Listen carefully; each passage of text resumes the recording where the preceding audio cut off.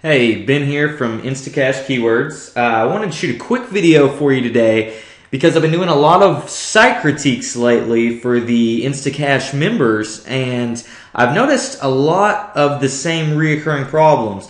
So I wanted to put this video for you because I thought it would help take away some of those conversion crushers from your blog.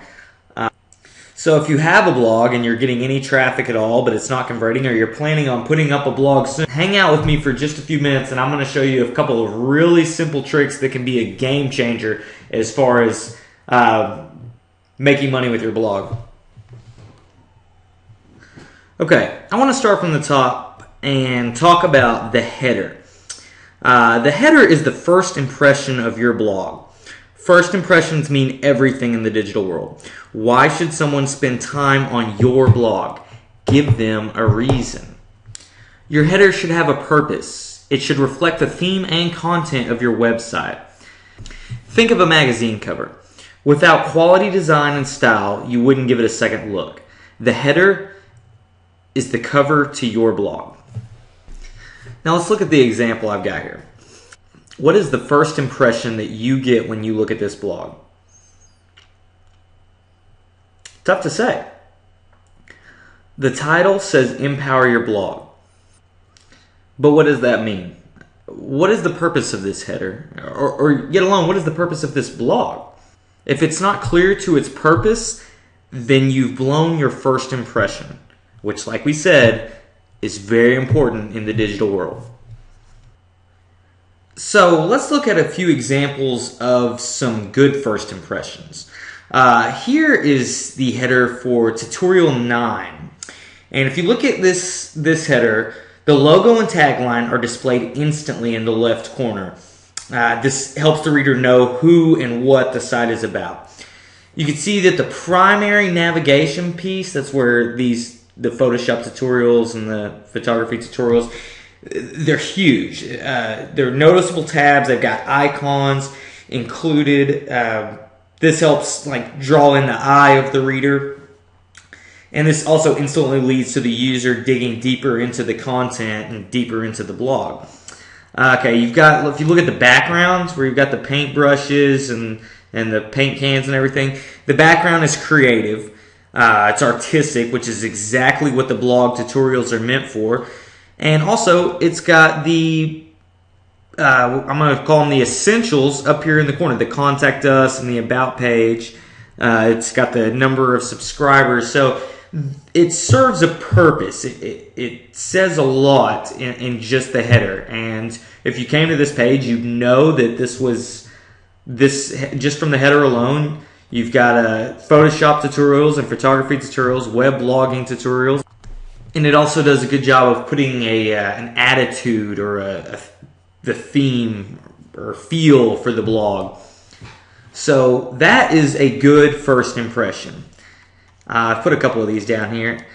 This one, much simpler, much more my taste, but if you'll notice, it says a lot. Pro blog design. So you've got your brand there, but then design a better blog so you immediately know what the blog is about. You've got a great navigation bar down there from WordPress, design, layout, usability, all those things. You've got your typical RSS and social media feeds up top, and then you've got big navigation bar where it says WordPress and design blog, but also blog and website design services. So not only do you know that it's got content that's going to help you design a better blog, but it also offers a services. So right there, immediately from the header, you've established a purpose for your blog. Here is another one. This is an example I have seen too many times. Okay, and this, which I'm sure was a designated theme or header by WordPress, is going to get you nowhere. It says nothing, it does nothing, and this is probably going to have a bounce rate that is through the roof. If you have a header like this on your blog, it's time to go find a custom header or at least a better header. There are a million places that do this really cheap and make a huge difference. A header like this compared to something like this will make all the difference in the world to your blog. So anyways, Once again, making a first impression. And I hope I was able to make that clearer. Now, let's talk about layout. One of the most important and sometimes the most difficult things that you have to do when designing your blog is deciding what to do with your space. Now, I think of layout like real estate, and some property is just more valuable than others. And the first rule that I think that comes to mind with me is above the fold. Now, for those of you who don't know, above the fold refers to what you actually see before you scroll or navigate on a site at all. It's the first visual image you get, the first frame when you come to a blog. Now, here is a bad example of above the fold content, and it's pretty clear why. This is a home page. The navigation is all off. The header is basically has no header, and there's no real points of interest above the fold. So it's going to be really hard to get the readers on this blog or site to continue to navigate the site, to get into the content and get the message distributed. Okay, here is a good example of above the fold content. Wikifido, the dog lover's guide to dogs and dog rescue. So you know exactly what it's about. You've got pictures, you've got more content, dog breeds, dog pictures, dog rescue, telling you what it's about. You've got the beginning of an article for the Dog Whisperer and a strategically placed link to make a page for your dog right here below these two images. So lots of good, intriguing content above the fold, and this is where they say you're supposed to put your most important content is always going to be above the fold. So hopefully you're able to see the differences there, and if your good content or what you consider your best content is below the fold, you might want to consider restructuring your layout. One point I want to touch on real quick is reading direction. This is another one I see a lot of. Since most of your visitors will be reading from left to right and top to bottom, you may want to arrange in a way that follows their attention pattern. So this would make your most important information or your most valuable real estate right here in the number 1 quadrant, and also the second most valuable real estate here in the lower right quadrant, or the number 4 quadrant, you can see here, because that is where their eyes are going to stop. So 1, 2, 3, 4, just like that. I don't want to get into too much detail on that, but as far as reading direction, that's definitely something you may want to take into consideration. One more key element in layout or web layout would be size. Just like in real estate, size can determine the value of that property. You're definitely going to get more attention by using a larger font or a bold font, whether your readers are intending to show interest or not. So you want to use that to your advantage and use it wisely as far as your font and the size of your image or your text. But if you're going to use this layout technique to get someone's attention, make sure that you're saying something that is going to get them to continue to dive into your content.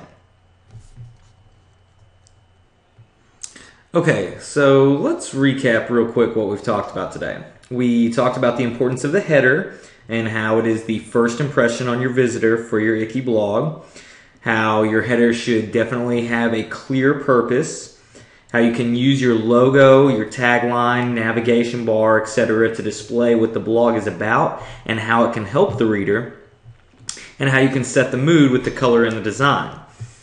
Okay, we also discussed layout, and we discussed above the fold, which is the area that is above the cutoff at the bottom of your viewer's browser.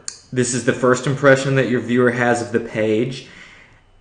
And you need to take advantage of this area to show him or her that your site is worth taking time to look at. This is a good place to put attention-catching images and copy to keep the visitor reading or looking. The reading direction. Since most of your site visitors will read left to right and top to bottom, it is important to arrange your content in a way that will follow their attention pattern. The most important properties on your web page are the upper left quadrant and the lower right quadrant, or where their eyes stop. Use this to the best of your advantage by placing content accordingly.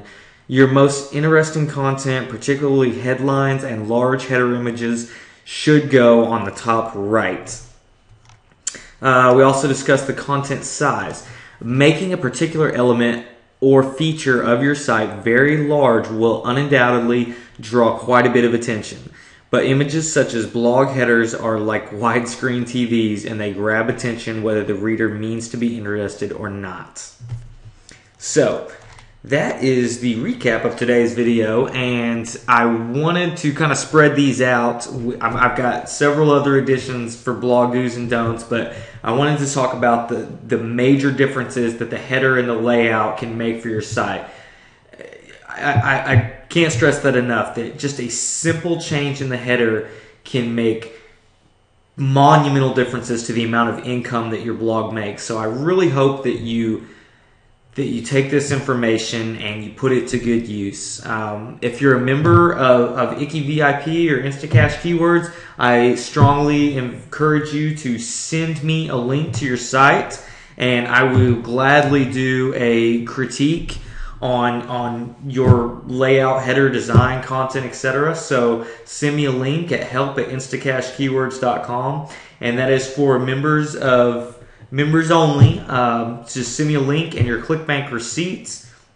If you're not a member but you got an Icky blog, or you would like to build an Icky blog and have me take a look at it, you can join us at ickyvip.com.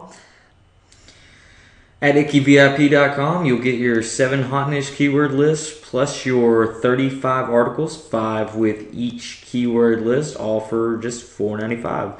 Not to mention, we will be throwing in these 5 bonuses below, the Instacash income plan, which will take you through start to finish with our Instacash service, teach you exactly how to make money, how to use the articles and put up your blog.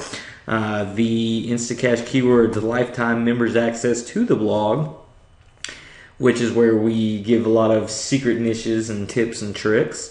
The no website, no problem report, which is where if you don't have a website or do not have any intention on putting one up, this will work just perfectly for you. The blog blueprint for beginners, which this is a 101-page PDF report where we took screenshots and start to finish, from getting a domain, registering it, to building a blog, plugins and everything. This is a great report. Then we've got the Facebook pages for affiliate marketing. This is our newest report if you're trying to get into the social media aspect of affiliate marketing.